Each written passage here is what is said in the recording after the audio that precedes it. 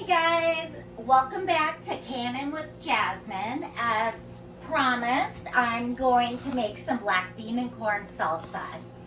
It's a family favorite here.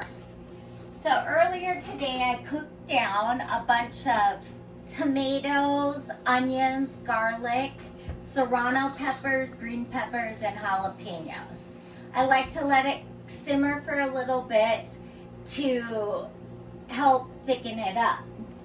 I also got my lids warming up in this little kettle, and I have my jars getting boiled in the water. So let's get started. All right, let's get started. So as I said, I have my salsa base going.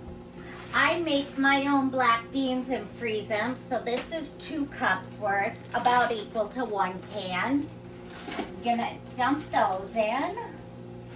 And then this is corn from our sweet corn patch a few weeks ago. So I'm going to do 2 cups of that as well.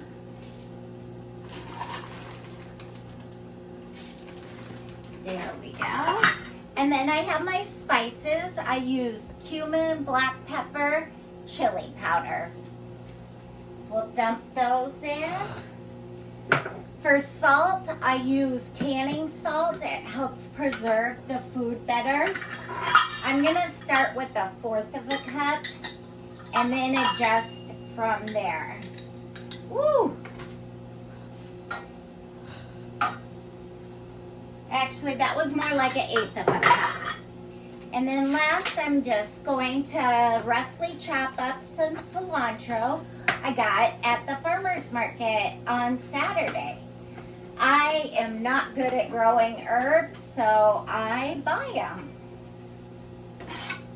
Now we're just gonna turn the heat up on this and let all those flavors combine together.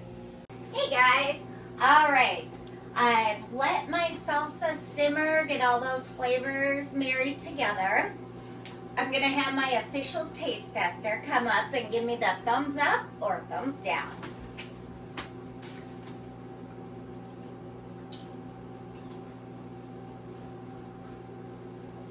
I got the thumbs up. Our family, we really like a little bit of heat, or actually a lot more than most people. So ours is always pretty spicy. But if you ever make a batch and it turns out way too spicy, all you need to do is add a couple tablespoons of just plain white sugar, and that'll bring down the spiciness. Okay, I'm gonna get my jars out of the water.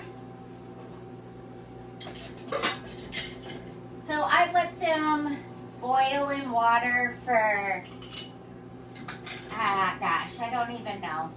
Probably like a half hour, just to sterilize them.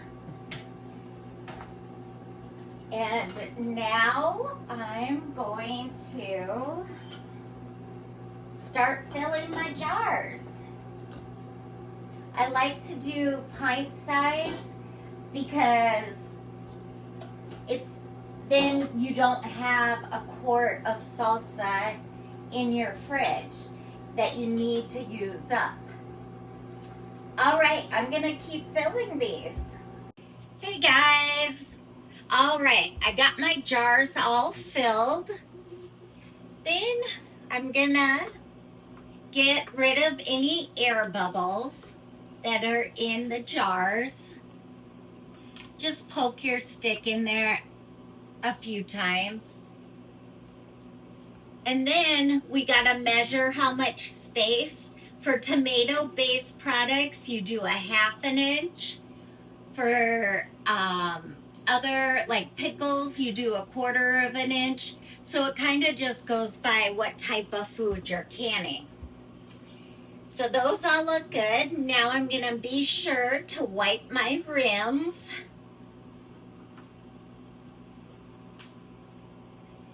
You want to make sure that that's nice and clean so you get a good seal.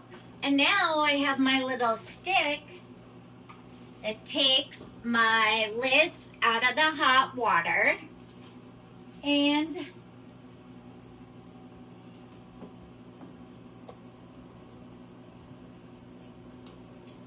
that one got a little stuck. So forth. After you get all your lids on, you can put your rings.